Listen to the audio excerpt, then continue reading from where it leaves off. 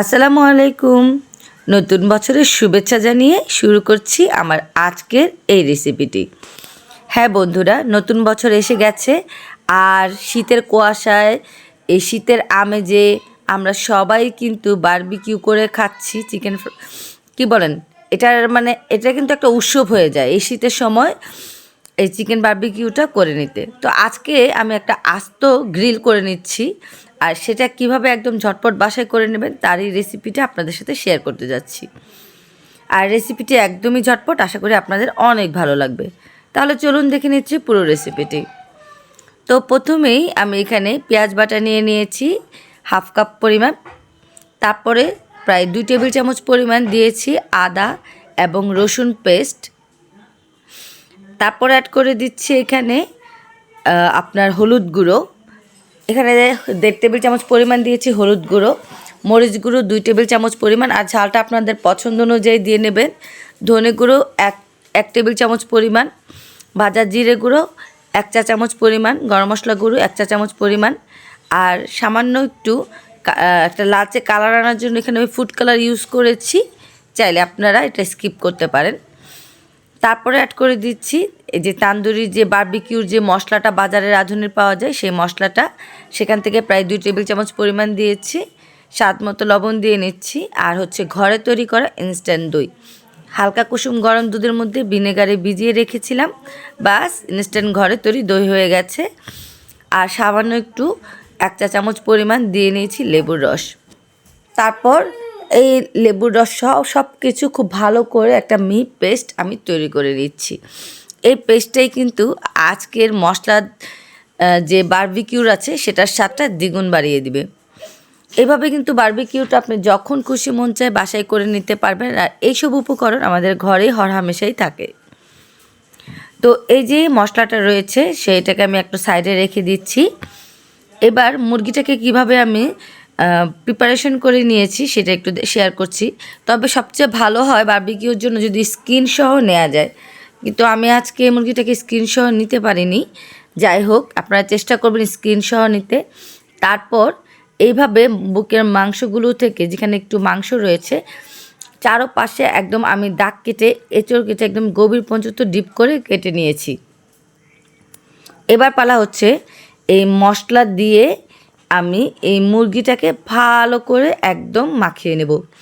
প্রত্যেকটা কোনায় কোনায় যেন এই মশলাটা লেগে থাকে তার দিকে অবশ্যই খেয়াল রাখতে হবে। আমি কিন্তু মশলাটাকে হাত দিয়েই ভালো করে মাখিয়ে নিচ্ছি, আর এই কাজটা হাত দিয়েই করবেন, খুব ভালো একটা খাবারের স্বাদের রেজাল্ট পাবেন আর কি। আপনারা এটা হাত দিয়ে ঘষে ঘষে চারপাশে খুব সুন্দর করে লাগিয়ে নিচ্ছি।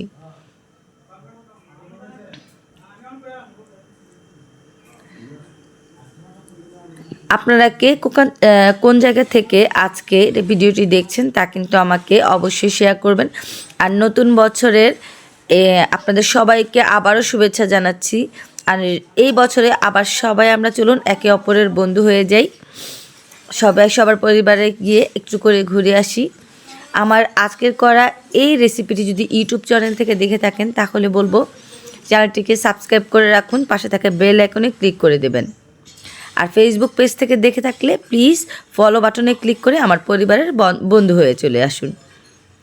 তারপর মশলা মেখে নেওয়ার পর যে বাকি মশলাটুকু রয়েছে সেই মশলায় আমি অ্যাড করে দিচ্ছি টমেটো কেচাপ, তারপর অ্যাড করছি চিলি সস আর হচ্ছে সয়া সস। এই সসগুলো মিশিয়ে কিন্তু একটা পেস্ট তৈরি করব। এটা আমি কখন করব, যখন এই মশলাটা আমি ব্যবহার করব ভাজার সময় যখন একটু ড্রাই হয়ে আসবে তখন আমি এই মশলাটা দিয়ে একটু ব্রাশ করে দেব। তারপর সর্ষের তেল দিয়ে নিয়েছি, সর্ষের তেলটা দিয়ে ভালো করে এই পেস্টটাকে একটু ভালো করে মিশিয়ে নিয়ে রেখে দিচ্ছি। তৈরি হয়ে গেল আমার ব্রাশের গ্রেসটা করার জন্য। তো যেহেতু আজকে আমি চুলায় তৈরি করছি আজকের গ্রিলটাকে, তো সরাসরি চুলায় চলে এলাম। দেখেন আমি একটা প্যান নিয়েছি বড়, আর এতে সামান্য পরিমাণে তেল নিয়েছি, রান্নার সাদা সয়াবিন তেল। আপনারা চাইলে সর্ষের তেলও করতে পারেন, সর্ষের তেল কিন্তু খুব বেশি মজা হয় এটা, তবে আমি সয়াবিন তেল দিয়ে রান্না করে নিলাম। চারপাশটাকে খুব ভালোভাবে উল্টে পাল্টে চুলার আঁচটাকে কিন্তু একদম কমিয়ে নিয়ে এভাবে উল্টে পাল্টে ভেজে নেবেন। আমার কিন্তু প্রায় 40 মিনিটেরও উপরেরও সময় লেগেছিল এই চিকেন গ্রিলটা হইতে। আমি চুলার আঁচটা কমিয়ে এই পিট পিট করে আস্তে আস্তে একদম ভেজে নিয়েছি। যখন দেখবেন উপর থেকে একটু ড্রাই হয়ে আসবে, তখন যে মশলার একটা গ্রেভি তৈরি করেছিলাম সস দিয়ে, ব্রাশ দিয়ে এটার উপরে একটু একটু করে মেখে দেবেন। আমি অত্যন্ত দুঃখিত, আসলে আমি যখন ব্রাশ করছিলাম আমি সেই সময়টাতে ক্যামেরা অন করতেই ভুলে গিয়েছিলাম। আর সন্ধ্যের সময়টা আসলে 31st নাইটে আমরা সবাই খুব ব্যস্ত থাকি যে কিভাবে কি পরিবেশন করা যায়, সেই ফাঁকি চেষ্টা করেছি আপনাদের সাথে আমার আজকের এই গ্রিলটাকে শেয়ার করার জন্য। তো দেখেন একদম লালচে লালচে করে আমি ভেজে নিয়েছি। একদম কালারটা কেমন এসেছে, এই স্মোকি ফ্লেভারটা কিন্তু খুব ভালো লাগে। তো আপনারা চাইলে স্মোকি ফ্লেভারটা আনার জন্য কি করতে পারেন, গ্রিলটা যখন ম্যারিনেট করবেন তখন কিন্তু একটা কয়লা পুড়িয়ে ঢেকে স্মোকি ফ্লেভারটা এড করতে পারেন। আসলে আমি এতটা ডিটেলসে করিনি। তো আপনারা যদি একদম পারফেক্ট একদম ডিটেলসে একটা ভিডিও দেখতে চান তাহলে অবশ্যই আমার ইউটিউব চ্যানেলে তান্দুরি চিকেনের একটা রেসিপি রয়েছে, চাইলে দেখে আসতে পারেন। আর যে মশলাটা ছিল সেই মশলাটাকে কিন্তু আমি একটু প্যানের মধ্যে ভেজে নিয়েছি এবং একটা সস তৈরি করে নিয়েছি, দেখতে পাচ্ছেন। আর হচ্ছে আপনার একটা মেয়োনিজ আর টমেটো সসের একসাথে মিক্স করে একটা সস তৈরি করে নিয়েছি। রুটির সাথে নানের সাথে জাস্ট জমে যাবে আজকের এই তান্দুরি চিকেনটা। তো আশা করছি আজকের এই তান্দুরি চিকেনটা আপনাদের কাছে অনেক ভালো লেগেছে। ভালো লাগলে প্লিজ প্লিজ প্লিজ প্লিজ সুন্দর একটা কমেন্টস করে জানিয়ে দেবেন। আল্লাহ হাফেজ।